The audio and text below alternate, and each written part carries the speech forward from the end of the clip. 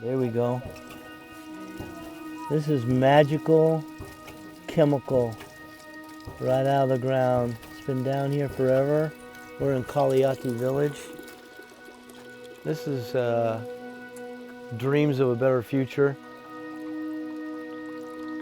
made possible by the generous gift from Michael and Lynn Griffith in honor of their friends Eloise and Joseph, Jeno and family. So we want to thank you, Mike and Lynn. This is a very special place that we're at right now because today's my birthday. So this is awesome right here. But anyway, October 11th, 2025, this is the third borehole for our annual site inspection tour. We like to come, we like to see the people we're helping. We're going to put the donor plaque on, which we have for you, in honor of your friends, the Jeno family. There's 1,000 people, 68 households that will use this particular borehole. And we had a unique opportunity here to talk to Johannes Cantande, who's been working here for the government, a health worker, since 1996. He oversees 3 villages of 3,361 people, he said. But here's the thing, every single year since these people have been here, and in particular in Malawi, cholera is an annual problem. And in November of 2023, there was a cholera epidemic, and there was an outbreak here. So 8 people from this village and 17 people in this area are hospitalized at the Chikoa Health Center, which is 15 kilometers from here. So it's very, very difficult to get there. Fortunately, they all survived. They were treated with doxycycline. But ever since the installation of this particular borehole, there's been 100% elimination of waterborne disease. No cholera, no vomiting, no diarrhea. And I was talking to Johannes about it. Since he's been here in 1996, cholera and waterborne disease was an annual problem. And he has worked hard in this area. He distributes chlorine. He helps people be treated. Here he is right here. Look at him. Look at that smiling face. Johannes has been telling me that the suffering has been relieved from waterborne contamination because of this. He also teaches sanitation and hygiene practices. He distributes chlorine.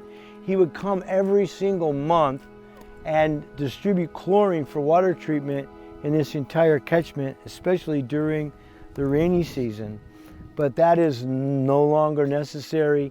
He does bring chlorine if he needs to, but his whole job has been made so much easier, and the clinic has been so much less traffic in this area.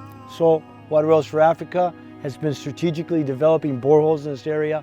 We have 7 water wells.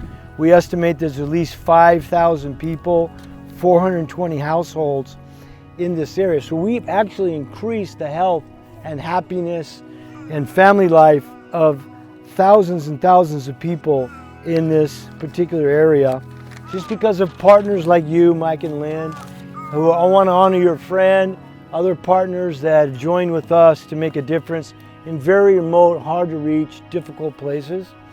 In this particular area, we have 10 people on the water committee. So one of the things that we do in particular at Water Wells for Africa is insist upon a water committee being formed, and they are taught and trained to maintain this, plus they're taught sanitation practices that will benefit them for the general health of the area. So I asked them how long they've lived here. They don't even know.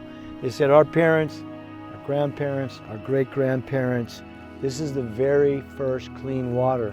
One of the things we specialize in, or very special focus for Water Wells for Africa, is to be the very first water that's ever happened in this particular area, clean water. And I asked the water committee, all 10 of them, I said, tell me, this has been in for an entire cholera cycle. How many of you have had cholera waterborne disease in that time? They said palibe, which means none, no waterborne disease. They would have to go to the clinic, which is 15 kilometers away, and they couldn't even get a bike taxi because by the time they got there, they would die. So they had to find motorcycle taxis, which cost them 20,000 kwacha just one way, and they're going multiple times a month with 6 kids and with their sick children. And so now that's completely been eliminated. They're able to use their money for food and school fees. And right now we're in a drought here in Malawi again. Harvest has been very poor, as is typical, but in particular now. But they're able to have whatever little cash they have to be able to buy some food and survive during this difficult time. And of course, child education is a huge problem. Girls can't go to school, primary water harvesters. Kids are sent home if they're dirty, there's not enough water to wash. And so child education is considerably improved here with just this one thing. So you got family health, people are doing gardens, you've got just so much time wasted. And then we're finding out that during the rainy season, there's so much traffic at the health clinic that it's overwhelmed. And now, with the fact that there's 7 water wells here, this entire area, there's such a relief on the medical community here, and even on Johannes here. He's extremely happy because of all the work that he's put in here tirelessly for 30 years. So he's very extremely happy, Mike and Lynn, and to honor your friends here. So the ladies used to get 1 or 2 buckets a day, but now they can get all they want. They can bathe, the food's better, kids are going to school. It's just a huge transformation that's taken place. So we just wanted to say thank you again, Mike and Lynn, for not only this one, but your continuous support for years and years and years. You've been a partner with Water Wells for Africa for as long as I can remember, and we want to honor your friends here, Eloise and Joseph, Jeno, and family. So again, we want to say a big thank you here in the way we do it in Malawi. So we're going to have them tell you how they say thanks in Malawi. Okay?